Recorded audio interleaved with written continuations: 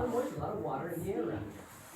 In fact, there's a few spaces, hard to see right now, but you can see up there behind us now. A few spaces up there, you'll actually see some water droplets dripping off these crystals. Those water droplets are how all of these crystals grow. It's a little hard to see right now because we're kind of at the end of our wet season, so a lot of back in it. Normally, we actually see a lot of active water droplets dripping down these crystals. Most of it is. Actually, guys, we can go down a few more feet. Just make sure everyone got somewhere to go down the stairs.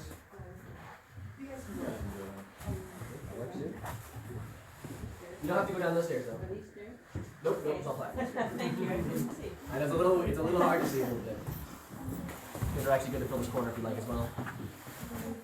All right, as we're all making it down here, welcome officially to the insides of Black Chasm. We call this first room our historic chamber because of those historic tours I mentioned with that guy E. Samus, that pinch of gold. This right here is actually as low as his tours ever got. Yeah, so he built a redwood staircase coming down the same path that we came down. Only his staircase ended right there. So you pay a whole pinch of gold to get right there and then head back on out. Now, luckily in our tours, we have these stairs down here. Once we head down them, we're going to be seeing amazing things that none of those 1854 tourists ever got to see. Congratulations. Sadly, we do know that E. Samus and his crew got to these first two rooms. Okay, we see a lot of breakage right around here, along this whole ridge here, and behind you guys in that second room. That whole row of formations back there has all been broken off. On his tours down here, E. Samus would let you pay a second pinch of gold to break these formations off yourself and take them home with you. For obvious reasons, we don't have this policy anymore. Let's all watch our hands down here. Unless one of you guys maybe brought a pinch of gold in the car.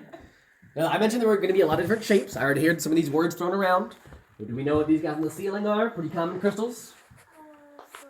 That's exactly right. These are stalactites on the ceiling. And they have a partner in crime. Back here on the ground, over in this direction. You know what those are called? Stalagmites. That's exactly right. Stalagmites and stalactites. You've got it all figured out. But in case you needed to know the difference, stalactites cling tight to the ceiling. They grow downwards. Whereas those stalagmites, they start on the ground. They grow upwards. They might reach the ceiling one day. Or they might trip you if you're not careful. And then right over here behind it, we have this big guy, a stalactite that has reached a stalagmite after years and years and years. Do you guys have any guesses on what we might call them?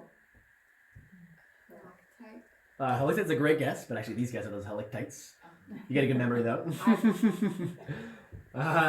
No, let's see. Sometimes I hear stalag together. It's always a pretty good one. Sometimes I hear stalag married. Is also fun. But mostly down here we call them a column. We call them a column. If you want to get real scientific, we do also use the term stalactostalagmite. It doesn't work for my joke nearly as well. I stick with column down here. And right next to that column, we have this bit of a rock waterfall shape. This kind of rock waterfall flowing down here is called flowstone. And at one point, there actually would have been an active running waterbed flowing down this wall to deposit all that sediment in this smooth, pillowy texture. You'll see the same thing in that second room behind you guys. Above that row of broken stalactites, there's a huge scaling rock waterfall going all the way up there. That is more flowstone. You also want to point out these guys on the ceiling right here. These weird thin sheets that we see, they're also actually directly above your heads in between these two rooms, right up there. Now, no joke, the scientific term for these thin sheets, cave bacon.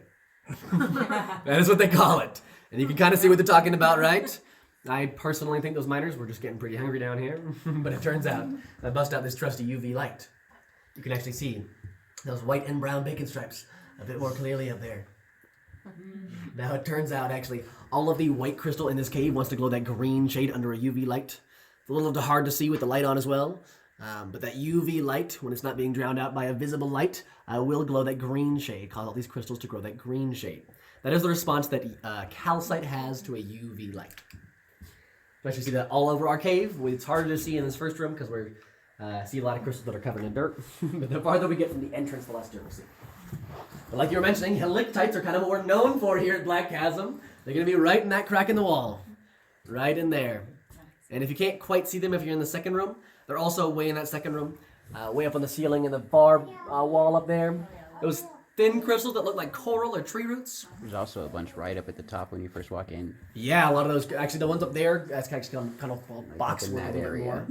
Right through here, anytime you see those thin, kind of coral-looking crystals, those are helictites. And these helictites are very rare. They're very unique to Black Chasm. These are only found in 5% of caves worldwide. So you guys came to a pretty cool cave. We have a huge collection of them here at Black Chasm. Now, most things down here are forming from gravity, but actually all of the crystals in Black Chasm are formed by soda. Soda? Yeah, when I say soda, I'm not quite talking about Coca-Cola, right? But I might be talking about Mountain Dew. Because we're in a mountain. And that dew is involved, actually. In case you guys didn't realize, geologists love bad puns, buckle up. So that dew is actually rainfall, mixing with carbon dioxide in the atmosphere. Now, when it mixes with that carbon dioxide, it forms a weak carbonic acid solution. Carbonic acid being the same thing used in carbonation in fizzy drinks.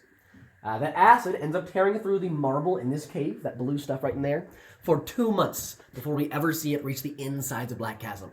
In that 2 months, it's tearing through all that marble, picking up minerals like calcium, carbon, and oxygen, and it just reshapes those minerals into this calcite crystal. And it comes down here drip by drip, 1 drop at a time, just depositing all that sediment along the sides until it reaches the bottom, making that tip shape. Or it falls onto the ground. That's how you get those stalagmite shapes. But again, it's all falling with gravity down here. Flowstone, running water beds falling with gravity. Even that cave bacon is that solution finding a little ridge in the ceiling, taking that path over and over again. The only ones that do not grow with gravity are those helictites. They are very strange. They do not respect the laws of physics. They grow in all these weird directions, up, left, right, and down. Because of that, we get some pretty fun shapes. Right over here, if you can see it, we have a shark or a salamander. I hear quite a lot. Otherwise, over here, we have some deer antlers sticking out of the wall. But my personal favorite is right over here. The cowboy boot. Right over there. I see. Now, we're going to see shapes all over our cave. Just keep your eyes open.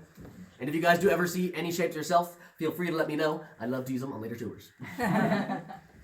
But the last thing that guy E. Sams would do on his tours, after showing you all the cool stuff, he would take one last look around, and then this guy E would blow out the candles. And for a third pinch of gold, he'd light them back up and take you out. Otherwise, you are on your own down here. Now, genuinely, he only does those tours for 5 years. We're all pretty sure he made a few enemies down here. Yeah, probably. But he doesn't even leave his name behind. Takes his gold, gets out of town. That's his legacy for you. I won't do that to you. We're going to continue our tour free of charge. Are you guys comfortable leading the way? From here on out? If you're not, let me know. I'll come in front. Cool. And I'll have you guys lead the way. And all the way down this flight of stairs to the next flight of stairs down there. I just do want to point out, there is also this big rock in the middle of the stairs. That right there is our wishing stone. And if you hit your head on it, you're going to wish you hadn't. So just look out for that on the way down there. Oh, you mean this one? Yeah, that's our wishing stone. Although when I came here as a kid, I'm pretty sure it was called Short Man's Revenge. Oh, no worries, no worries. Take your time down here. I found a millipede. Yeah, that's neat. Oh, yeah. There are a couple of millipedes. Yeah. I see in this cave. They're not native to this cave, but they will come through the entrance. Oh, he's found a neat little corner through there as well. Huh? Yeah, yeah.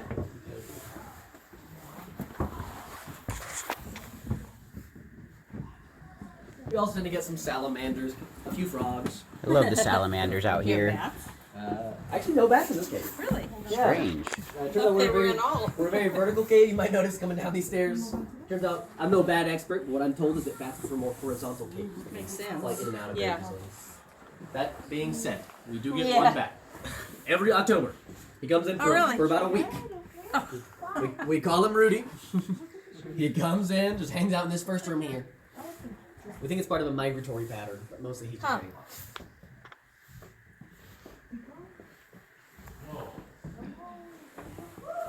Watch your head down here, Austin. Afraid I'm gonna step Watch on your head. coat. Yeah, it's okay.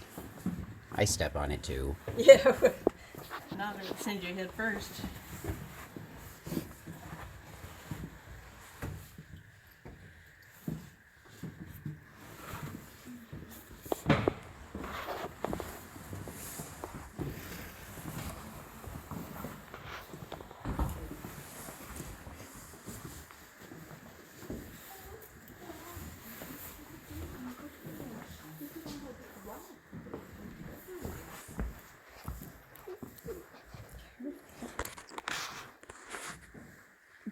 Alright, everybody, welcome to our second chamber of the day. This is our colossal chamber.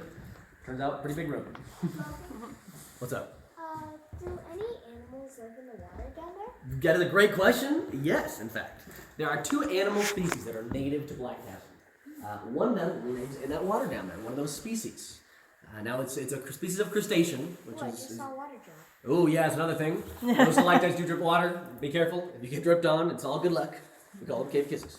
In fact, those cave kisses drip down into the water. They provide minerals like calcium, carbon, iron, and magnesium as well. And that is what those critters, the crustaceans that live in that water down there, feed entirely off of, is the cave kisses dripping down there. Now, it is a crustacean. It's actually called the amphipod is the species that lives down there. This amphipod is a very small crustacean. It looks a lot like a shrimp, but it is about the size of a grain of rice. And it is blind because it lives in a cave, not a whole lot of light down here, and it is transparent. And like I mentioned, surviving entirely off of minerals dripping down into that lake. Pretty resourceful. There is one other type of critter that lives down here, though. You guys have any guesses about what it might be? Bats. That's a pretty good guess, but actually in this cave, no bats. Snakes. Snakes is another good guess. No snakes in this cave either. Spiders. Spiders, there it is. Oh, man. So it's technically not quite a spider, it's an arachnid though. It's a species of harvestman, which is a similar organism. Before anyone gets too freaked out down here, this Banksula grubsy is the name of this organism, and it's a vegetarian. It's going to feed entirely off that green algae we see growing on the wall up there, so nothing to worry about. This Banksula grubsy is even smaller than that amphipod. Are they They're also blind, yes, and transparent. Again, not a whole lot of need for light down here to be able to see anything. These critters are incredibly small. If that amphipod is the size of a grain of rice, the Banksula grubsy is a tenth of that size. Very tiny organism. See, because I read a book about animals that have been blind in here. Oh, yeah, exactly. Usually, cave critters tend to be blind. We kind of evolve the need to have light for them to see down here. Now, this Banksula grubsy is very cool. It can only be found right here in Black Chasm. You cannot find a single member of that species anywhere else in the entire world. So if you want to read about it, we have a pamphlet in the gift shop, and that is legitimately all the information in the world. There's no Wikipedia article or anything like that. So if you want to read about it, let me know in the gift shop. I'd be happy to bring it out for you. The other thing I want to point out is over the edge. I asked you guys to hold on to your things. I was not joking. Down there, a big pile of debris. There's some sunglasses, a camera lens, a ketchup packet, a mustard packet. Oh, boy. Right over here, though, iPhone 6. Yep, right over there, that white box you can see it right over there by that red rope. And don't worry, it's not too lonely. There's an Android right next to it. All data from the coverages. That's why I have mine around. There you go, smart move, smart move. Right here. Actually, following that red rope down, you guys I think already noticed, we kind of talked about it a little bit already, there is a body down there. What? That is lake reflection. I realize lake might seem like a big term for that small guy down there. It doesn't look like a whole lot from here. That lake you can see is actually 30 feet by 100 feet wide. Wow. And about 80 feet deep on average. Are we going to go down there? Unfortunately, this is about as low as our tour gets in this room. So unless you have a pretty good swan dive, we're not really getting down there. That lake is the largest in this cave system, though. We have about 9 bodies of water in total. And as soon as you guys get a good look at that lake, if you wouldn't mind heading down just a few more feet, letting everybody in the corner here get a good look at it as well. That lake is also pretty cool, by the way. And I mean pretty cool in terms of temperature. Oh, you can just stop up there. You don't want to go up those stairs just yet. Wait. That lake is 58 degrees, which is why this cave remains 58 degrees year round. That body of water down there regulates temperature all the way up. Now, there are also some pretty fun shapes to see in this room. Right over here, we have our ice cream waterfall. Over there. Bit of a chocolate vanilla swirl, as you can see. That chocolate crystal on the sides is calcium with a lot of iron mixed with it, and it's the iron giving it that kind of redder shade. Whereas this crystal down the middle, that vanilla stuff, is pretty much pure calcite, actually. That calcite wants to be this whitish shade. So over here, we see a huge deposit of iron giving us all of this very iron-rich calcite, all that red crystal. And actually, you guys might notice some gold specks up here. Looks like those gold miners forgot a few things, right? Yeah, I see them. But that up there is fool's gold. That is a form of iron called pyrite. That is why it's you kind of see why he gets his name. Looks a lot like gold up there. Kind of cool spot to see. You pretty much only see it right here in this room. I also want to point out these cracks in the wall over here. These are iron magnesium veins. It is on these iron magnesium veins we find those helictites growing. Once again, those very rare crystals, 5% of all caves. And these are massive. These are huge helictites. You don't see a whole lot of this size in this cave. But we do get the idea here they grow clearly on the iron and magnesium veins. This is an important factor in their growth process. Hey, I found more bacon. Right behind you guys is actually the coolest thing in this cave, in this room at least. Right behind you, this big, beautiful, sparkly wall right here. Oh, yeah. Not only is it sparkly and pretty and shiny, but believe it or not, this wall is also magic. You guys let me squeeze by on the left here. Excuse me, guys, for argument. Come on the left, actually. Excuse me. Sorry, just for a second. And actually, if you wouldn't mind, turn that flash off for just a second. If I shine a UV light on this part of the wall right here, it will glow this consistent shade of green. And if I bring that UV light in real close, I'll show you guys as we pass by. If I bring this UV light in real close, it will actually retain that light. Oh, For wow. just a second. I gotta Yeah. record It's totally fine to get a video, just make sure the flash is off. Pretty cool thing to see. Awesome. So now most walls in this cave will not do this. This wall has a very specific crystal structure that allows this UV light to be retained in the wall That here. is really awesome. In fact, on this part of the wall, I can do a pretty fun shape. This part of the wall over here. Try and make a smiley face. That's exactly what I was going for, right there for you. Wish granted. Awesome. Let's see what else I can do. I can do a little bit of a heart, maybe. Kind of. Don't ask me to do the Disney Channel logo, though. I'll try. Do the Disney Channel. It's pretty tough. We're not going to do that one today. But we are going to continue on to our third room. It's our coolest chamber. You guys can lead the way all the way to the end of the line. Just watch your head at the top of the stairs. That is Headache Rock up there. Obvious reasons. Showing us UV light, right? Looks like that very beautiful shade of green. Very, very, very close. This looks like a monster trying to bite us. Yeah, it's got it. And again, there's less than Oh, monster trying to bite us. Oh, that's awesome. No, get it? This is not good. It's cool. Let's go.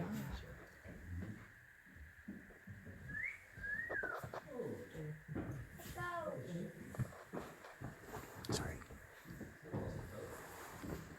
Send it to us. Please. It's still in the same spot.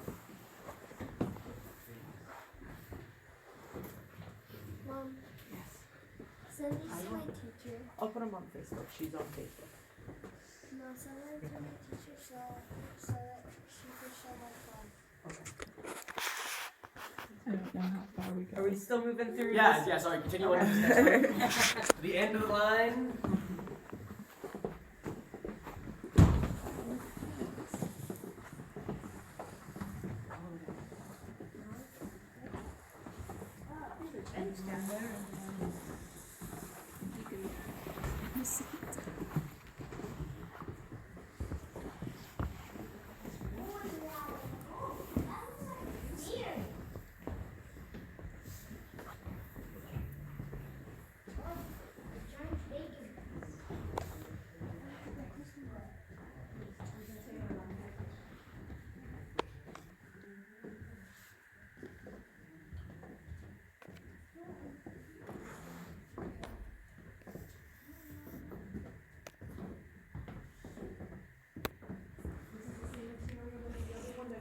Yeah, all that stuff. In fact, this one should glow pretty well as well. On that green shade. Very cool thing to see. Now, alright guys, welcome to our third and final chamber of the day. This right here is our landmark chamber. This room is responsible for our national natural landmark status here at Black Castle. This room is the reason we are federally protected. Now, looking out into this room, I mean, you notice immediately countless impressive formations. This big guy right up here is one of my favorites, our shark-toothed chandelier. That massive array of stalactites is somewhere around 700,000 years old. Incredibly old structures. And of course, any self-respecting set of stalactites has its matching stalagmite down here. This big guy on the ground is Jabba the Hutt. That is our massive calcite-rich stalagmite. And of course, he's got a partner in crime right next door, our Pac-Man ghost. Now, you guys might know the alligator. But at Black Chasm, I'm afraid all we have is right over here. Our crocodile. Right over there. Or crocodile rock, I'll take either one. Right next to that crocodile, we have a manta ray. I've heard stingray, I've heard sea turtle, magic carpet even. But the thing that I hear the most down here, believe it or not, is specifically a cow tongue. It's the one that I hear the most. But no matter what shape you see, at one point there was running water coming from those rooms on the left and the right there. Bring this flowstone coming down.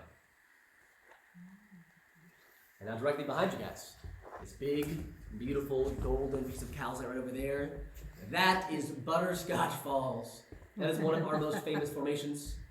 If you look us up on Google, I guarantee that's one of the first photos you find. How deep are you? We are right now about 100 feet below the parking lot, actually.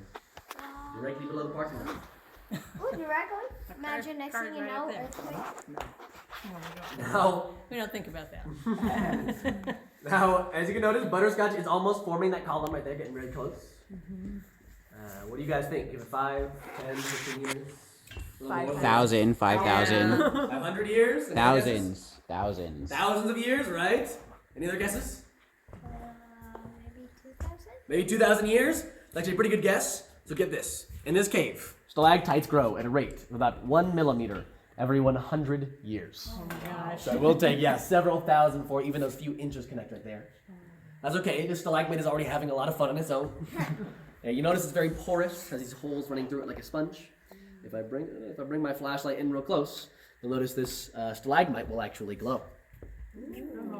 That light bounces around in there. It won't do it everywhere, just in these key places where those pores line up perfectly. A little less through here, and not at all down there. It's only, again, in those key places where those pores line up perfectly.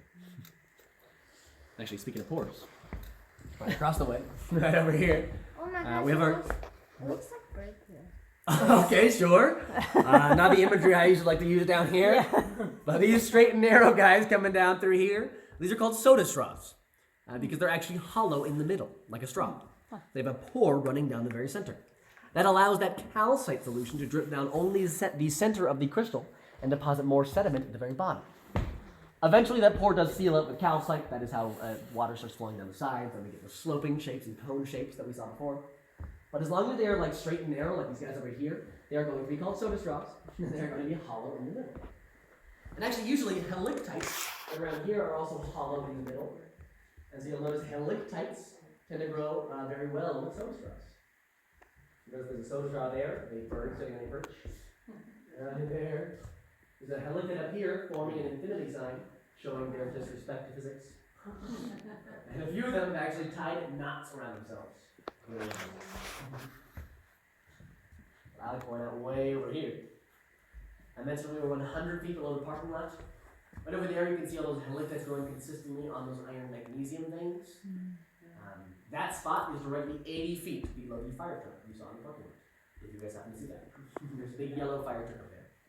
Let's look for the way up. Yeah, lots of bacon all the way through here, right? There's some good bacon back here. So a lot of these are going to be stalactites. See, there's a whole a lot of bacon back there actually. Quite a bit of bacon in the back of the corner here. And the thing that I want to point out is actually on this side of the room. That stalactite up there, if you follow me down this direction, has a very fun partner stalagmite down here. Excuse me, guys. Coming on your right here. Nope, or left. You guys want to follow me down this direction? We want to check out this very fun stalagmite down here. Although along the way, you might notice our heart of the cave right over there. A little less cute though, our human heart of the cave right down here. But this is the stalagmite I want to point out. This is our Wicked Witch of the West. So she's lying down on her back. Here's her hair flowing down the bottom. Her forehead sticking up over there, her nose sticking up, her mouth wide open, her hand is even tossed back dramatically on the right over here. She's been crushed. She's been crushed, and she's pretty afraid of that next water that's gonna come down and make her melt a little bit more, right? Totally right. And of course, she's the wicked witch because she has this green skin. Of course. And she actually will do a little bit of that phosphorescent effect I mentioned before. She will keep that light for a few seconds there. A little bit of an interesting thing. She is a very cool crystal. But if I'm being honest, she is a ruse. A diversion. Make you guys look at this boring, uneventful wall behind me. There's still this corner for me, actually. And I turn this boring, uneventful wall into the coolest wall that we've got. This right here is our helictite wall. This puts us on the map. Puts us at one of the largest collections of helictites out there, actually. Top 3 in the nation, top 10 in the world.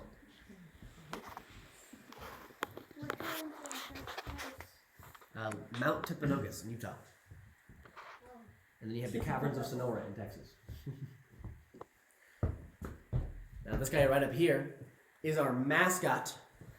That guy with his neck stretching out and his wings sprawling out on the sides, that is Mushu. Or Puff the Magic Dragon. I've been hearing Sisu a lot lately as well. I think that's the new dragon movie. But no matter what dragon you see up there, that is the reason we have dragons up top in the parking lot, the gift shop. And the reason why this room up here is known as the Dragon's Lair. That room is about a quarter the size of this room, but is wall to wall packed with these helictites. Beautiful room up there.